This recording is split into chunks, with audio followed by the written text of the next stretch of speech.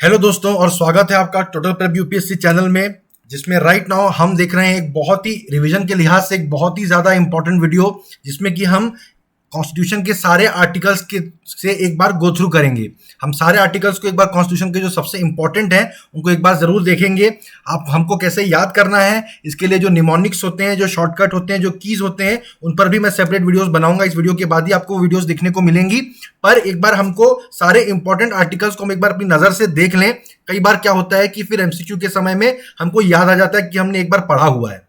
ठीक है, चलिए इसके पहले कि हम वीडियो के अंदर चलें, प्लीज़ मेरे चैनल को सब्सक्राइब कर दीजिए और मेरी इस वीडियो को लाइक कर दीजिए। अपने दोस्तों के साथ भी ज़रूर शेयर करिए, अपने व्हाट्सएप ग्रुप्स में, अपने फेसबुक ग्रुप्स में इस वीडियो को ज़रूर शेयर करिए। इसको आपको कोई कॉस्ट नहीं पड़ेगा, आपकी तरफ इसकी कोई लागत नहीं है, पर मुझे ज़रूर इसका बेनिफिट होगा। ठीक है दोस्तों, चलिए हम कॉन्स्टिट्यूशन के अंदर चलें। इसके पहले एक इंपॉर्टेंट टिडबिट की तरफ हम जाते हैं। अगर अलग अलग गिनेंगे तो हमारे संविधान में 444 यानी कि 444 आर्टिकल्स हैं, लेकिन टेक्निकली जिसको कहते हैं ऑफिशियली हमारे कॉन्स्टिट्यूशन में सिर्फ 396 आर्टिकल्स हैं, जो सबसे पहले जब कॉन्स्टिट्यूशन बना था तब थे। तो बाकी सब जो है वो क्लॉज या सब क्लॉज हैं, ओरिजिनल आर्टिकल के अंदर क्लॉज या सब क्लॉज बना के उसको ऐड किया हुआ है।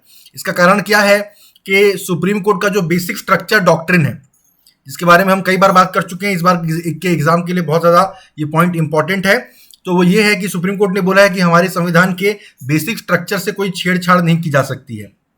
हालांकि कॉमन सेंस तो यही कहेगा, मेरी समझ यही कहती है कि इससे सुप्रीम कोर्ट का मतलब ये नहीं था कि जो आर्टिकल जहां है वो आर्टिकल वहीं रहे, नंबर ऑफ आर्टिकल्स आप चेंज नहीं कर सकते। संविधान का के जो मौलिक विचार है उससे आप छेड़छाड़ नहीं कर सकते। नंबर ऑफ आर्टिकल्स तो यार बदल ही सकते हो, पर शायद ये भी सुप्रीम कोर्ट का मतलब था कि अब नंबर ऑफ आर्टिकल्स नहीं बदल सकते। तो 396 के बाद जो भी आर्टिकल ऐड किए गए उन्हें एग्जिस्टिंग आर्टिकल के एक सब क्लॉज के तौर पे ऐड किया गया।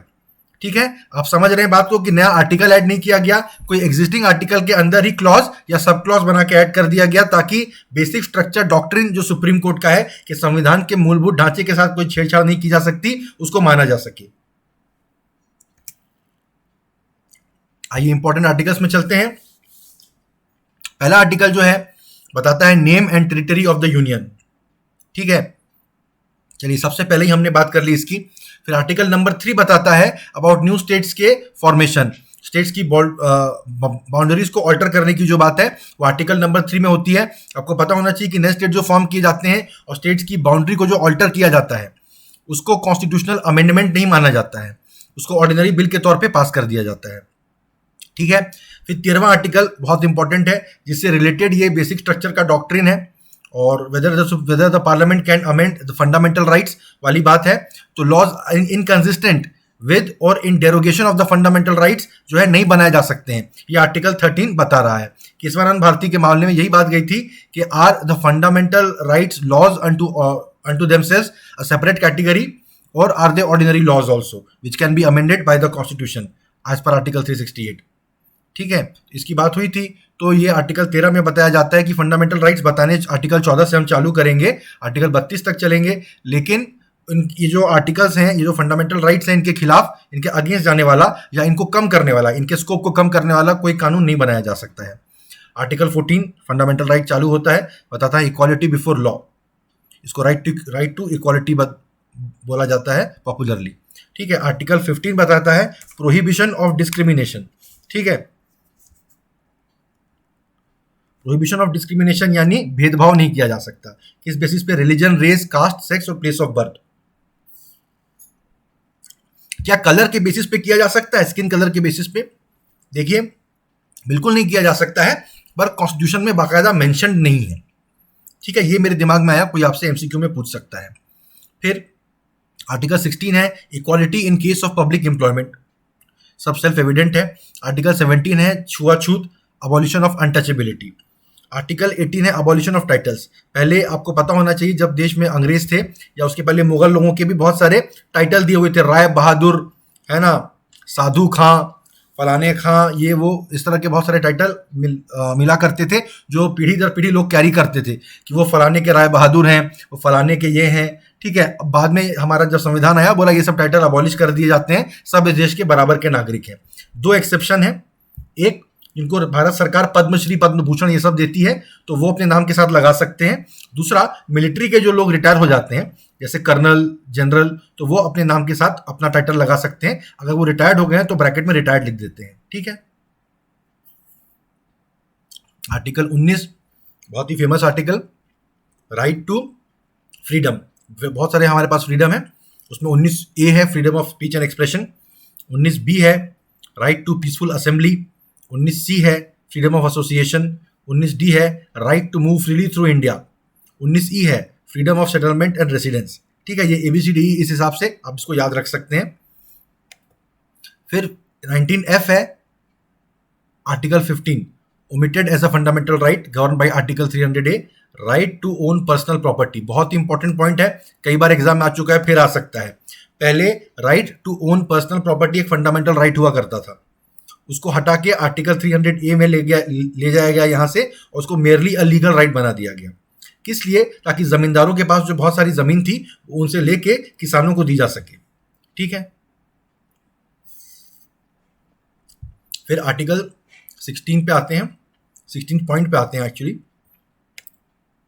नॉट आर्टिकल 16 पॉइंट है ये, जो बताता है freedom to 19G, freedom to practice any profession, occupation, trade और बिजनेस।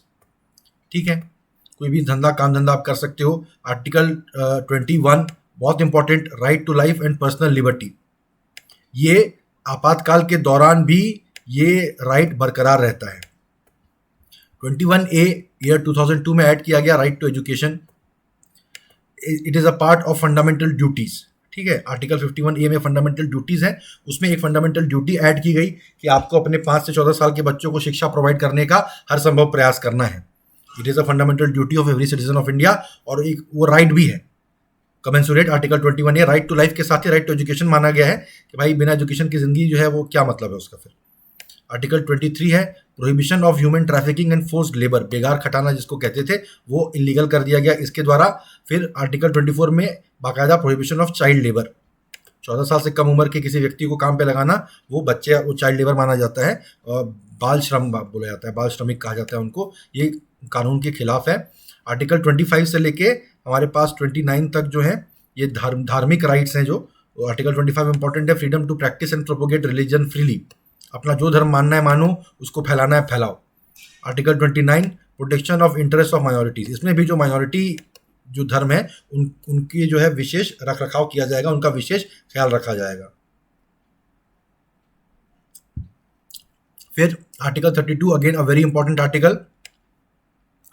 ठीक है, आप जाके कॉन्स्टिट्यूशनल रिड्रेसल ले सकते हैं, आप कंप्लेन कर सकते हैं कि मेरे फंडामेंटल राइट जो है उनका वायलेशन हो रहा है, और वो आप जाके सीधा सुप्रीम कोर्ट में जा सकते हैं। आप आर्टिकल 32 के तहत सुप्रीम कोर्ट में सिर्फ फंडामेंटल राइट्स के लिए जा सकते हैं। आर्टिकल 226 के तहत आप हाई कोर्ट्स में किसी भी राइट के वायलेशन के लिए जा सकते हैं। ठीक है, किसी भी तरह का अगर आपको रिड्रेसल चाहिए, रिड्रेसल ऑफ कॉन्स्टिट्यूशनल ग्रीवेंसेस, तो आप आर्टिकल 226 के तहत हाई कोर्ट में जा सकते हैं, पर सुप्रीम कोर्ट में आर्टिकल 32 के तहत सीधा सिर्फ आप फंडामेंटल राइट्स के रिड्रेसल के लिए आ सकते हैं। तो आर्टिकल 226 का हाई कोर्ट का स्कोप वाइडर है compare to article 32 supreme court का राइट। ठीक है, आर्टिकल 44 ये डीपीएसपी है, अब हम डीपीएसपी के इलाके में आ चुके हैं। यूनिफॉर्म सिविल कोड, ये बहुत ही एक कंट्रोवर्शियल पॉलिटिकल मुद्दा है, पर हमारे जो संविधान की directive principles of state policy है वो कहती हैं कि हमारी सरकारों को बनाना चाहिए ऐसा कानून जिसमें यूनिफॉर्म सिविल कोड हो। शादी ब्याह के अपने आपस के जो भी ट्रेडिशनल कानून है अलग अलग कम्युनिटी के लोग अलग अलग फॉलो करते हैं आज की तारीख में, ऐसा ना हो। हर समुदाय का जिसकी वजह से क्रिमिनल कोड सबके लिए बराबर है, एक क्राइम कोई भी करेगा तो किसी भी धर्म या जाति का हो उसको वही सजा मिलेगी, तो वैसे ही सिविल कोड भी सबका इस देश में बराबर होना चाहिए। ये हमारे संविधान निर्माताओं का ऐसा विजन था। ठीक है, आर्टिकल 50 में आते हैं, separation of judiciary from executive, ये आर्टिकल 50 के तहत है ये पॉइंट। फिर आर्टिकल 51 में है promotion of international peace and security, ये भी डीपीएसपी है, तो हमारी सरकार को इसके तहत काम करना है। 51A है fundamental duties for every citizen.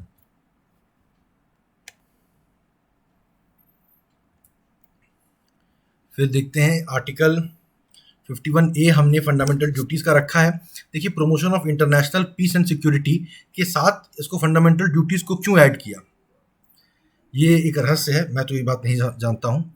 फिर आर्टिकल 72 में हम जाएंगे तो प्रेसिडेंट जो पार्डन कर सकते हैं, किसी की सज़ा को मुअत्तल कर सकते हैं जिसे कहते हैं, तो या तो फांसी की सज़ा माफ़ कर सकते हैं या फांसी को लाइफ सेंटेंस में वो चेंज कर सकते हैं, ठीक है। इसी तरह की पावर्स जो हैं वो गवर्नर की होती हैं, और गवर्नर के ये वाले पावर्स प्रेसिडेंट के पावर से थोड़े अलग होते हैं। हम इस टॉपिक की वीडियो जब करेंगे तब उसको देखेंगे। Article 76 attorney general of India के बारे में बात करते हैं, बहुत इंपॉर्टेंट है, एक दो बार पूछा जा चुका है। प्राइम मिनिस्टर की ड्यूटीज़ आर्टिकल 78 के तहत आती हैं। आर्टिकल 85 बताता है सेशंस ऑफ पार्लियामेंट, प्रोरोगेशन कैसे होगा पार्लियामेंट के सेशन का, और डिसोल्यूशन कैसे होगा। प्रोरोगेशन यानी जो सेशन बुलाया जाता है पार्लियामेंट का, एक सत्र बुलाया जाता है, फिलहाल पार्लियामेंट का मानसून सत्र चल रहा है। डिसोल्यूशन जब बोल दिया जाता है कि अब ये सत्र समाप्त हुआ, ठीक है। इस पर बहुत सारे पेज निकल आते हैं, बहुत सवाल पूछे जाते हैं, इस पर बहुत इंपॉर्टेंट पॉइंट है ये। आर्टिकल 93 जो speaker and deputy speaker of Lok Sabha की बात करते हैं। आर्टिकल 100 वोटिंग इन हाउस की बात करता है। 105 number article members of parliament के पावर प्रिविलेज इनकी बात करता है, ठीक है। उनकी सैलरी वगैरह की बात 106 में होती है। और 108 बहुत important, joint sitting of both houses of parliament. कोई भी बिल अगर ऐसा है जिसपे लेके लोकसभा और राज्यसभा में सहमति नहीं बन पा रही है तो उसको पास कराने के लिए सरकार जॉइंट सिटिंग बुला सकती है दोनों हाउसेस ऑफ पार्लियामेंट की। इसमें जाहिर बात है कि लोकसभा का बिल जो व्यू है वही कैरी फॉरवर्ड होगा, क्योंकि लोकसभा की सदस्यों की संख्या राज्यसभा के सदस्यों की संख्या से डबल से भी ज़्यादा है। 109 से 110 तक आर्टिकल जो है वो मनी बिल्स की बात करते हैं। बहुत इंपॉर्टेंट ये पॉइंट्स है, बहुत इंपॉर्टेंट क्वेश्चन इस पे बनते हैं। मनी बिल्स बहुत अलग होते हैं नॉर्मल बिल्स से, उनको लोकसभा में ही पेश किया जा सकता है पहले, और राज्यसभा उस पर देखिए कोई सवाल नहीं खड़ा कर सकती, कोई अमेंडमेंट नहीं प्रपोज कर सकती वगैरह वगैरह। कोई बिल मनी बिल है या नहीं, इस पर लोकसभा के स्पीकर का जो डिसीजन है वही फाइनल होगा, उसको किसी कोर्ट ऑफ लॉ में चैलेंज नहीं किया जा सकता है। बजट बहुत इंपॉर्टेंट पॉइंट, आर्टिकल 112 के तहत बजट पेश किया जाता है। प्रेसिडेंट का जो पावर है, जो ऑर्डिनेंस निकाले जाते हैं, जो विधेयक निकाले जाते हैं, क्या बोलते हैं, विधेयक बोलते हैं, क्या बोलते हैं हिंदी में, जो इस तरह के ऑर्डिनेंस होते हैं, खैर जो गवर्नमेंट ऑर्डर निकालती है, पार्लियामेंट बैठी नहीं हुई नहीं है तब भी गवर्नमेंट अर्जेंट सिचुएशन में एक कानून बना सकती है, ठीक है। तो वो प्रेसिडेंट के साइन से ही निकलती है, बेसिकली निकालती तो ऑर्डिनेंस गवर्नमेंट ही है, प्राइम मिनिस्टर और काउंसिल ऑफ मिनिस्टर्स ही निकालते हैं, पर प्रेसिडेंट के पावर से निकलती है, तो वो आर्टिकल 123 में वो बात होती है, ठीक है। अपॉइंटमेंट ऑफ एड हॉक जजेस इन द सुप्रीम कोर्ट, ऐसी परिस्थिति आ गई अगर बहुत केस लोड बढ़ गया तो एड हॉक जजेस को भी सुप्रीम कोर्ट में अपॉइंट किया जा सकता है। आर्टिकल 127 में इसका जिक्र होता है। सॉरी, तो ये बात हुई। फिर सुप्रीम कोर्ट में आर्टिकल 139 बताता है कि किस तरह से कुछ रिट्स सुप्रीम कोर्ट जारी कर सकते हैं, ठीक है। आर्टिकल 141 बताता है कि सुप्रीम कोर्ट का जो डिसीजन होता है, supreme court is a court of record, उनके हर फैसले, वहाँ पर जो जिरह हुई, जजों ने जो बात बोली, उनका सबका रिकॉर्ड रखा जाता है। उनको हर कोर्ट जो है उनको मानती है, उनका एग्जाम्पल दिया जाता है लोअर कोर्ट्स में। किसी लोअर कोर्ट में मान लीजिए फैसला चल रहा है, वहाँ पर वकील दलील देते हैं कि इसी तरह का मामला जब सुप्रीम कोर्ट में फलाने फलाने साल में आया था तब सुप्रीम कोर्ट ने ऐसा ऐसा फैसला दिया था। इसका मतलब है कि लोअर कोर्ट को भी वही फैसला अब मानना चाहिए। फिर आर्टिकल 148 149 में controller and auditor general of India CAG इनकी बात होती है। गवर्नर का अपॉइंटमेंट 155 नंबर आर्टिकल से होता है। जैसे हमने बात की थी पार्डन ग्रांट करने की, गवर्नर की भी कुछ पावर्स होती हैं जो कि सिग्निफिकेंटली लोअर होती है प्रेसिडेंट की पावर से, वो आर्टिकल 161 में उसको एक्सप्लेन किया गया, डिफाइन किया गया है। 165 में से 70 आर्टिकल 75 में या 74 में, किस में, 76 में अटॉर्नी जनरल ऑफ इंडिया की बात की गई थी। वैसे आर्टिकल 165 में advocate general for the state की बात की जाती है, ठीक है। आर्टिकल 167 में चीफ मिनिस्टर की ड्यूटीज़ की बात की जाती है।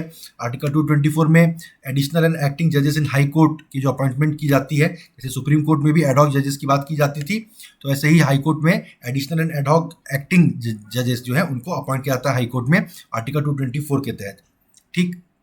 फिर आर्टिकल 224A की बात करते हैं, अपॉइंटमेंट ऑफ रिटायर्ड जजेस इन हाई कोर्ट। रिटायर्ड जजेस को हाई कोर्ट में अगर केस लोड बढ़ गया तो उनको अपॉइंट किया जा सकता है, ये आर्टिकल 224A में ये चीज़ की जाती है, ठीक है। आर्टिकल 226 में power of high courts to issue writs, writ जो है वो हाई कोर्ट भी जारी कर सकते हैं। जैसे मैंने बताया था आर्टिकल 226 के तहत हाई कोर्ट्स को ये पावर है कि वो रिट जारी कर सकते हैं। क्या रिट जारी कर सकते हैं, कैसे क्या कर सकते हैं, ये सब आर्टिकल नंबर 226 में एक्सप्लेन किया जाता है, ठीक है। तो थैंक यू गाइज, ये हमारे वीडियो अभी हम यहीं पे खत्म करते हैं। इसके आगे हम नेक्स्ट पार्ट में पढ़ेंगे। 50 हमने आर्टिकल्स तो यहाँ पे इंपॉर्टेंट देख लिए हैं, चूंकि हमने थोड़ा बारीकी से उनको देखा है, उनके बारे में थोड़ी बात की है, तो मोस्टली हमें वो याद रहेगा, मुझे ऐसा लगता है। ठीक है, तो प्लीज़ अगर आपको अच्छा लगा ये, तो मेरे चैनल को सब्सक्राइब कर दीजिए, मेरी वीडियो को लाइक कर दीजिए, अपने दोस्तों के साथ भी जरूर इस वीडियो को शेयर करिए, और कमेंट सेक्शन में मुझे बताइए कि किस तरह से आप कॉन्स्टिट्यूशन की पढ़ाई कर रहे हैं, पॉलिटी की तैयारी किस तरह से आप कर रहे हैं। ठीक है, थैंक यू गाइज, मिलते हैं मेरी अगली वीडियो में।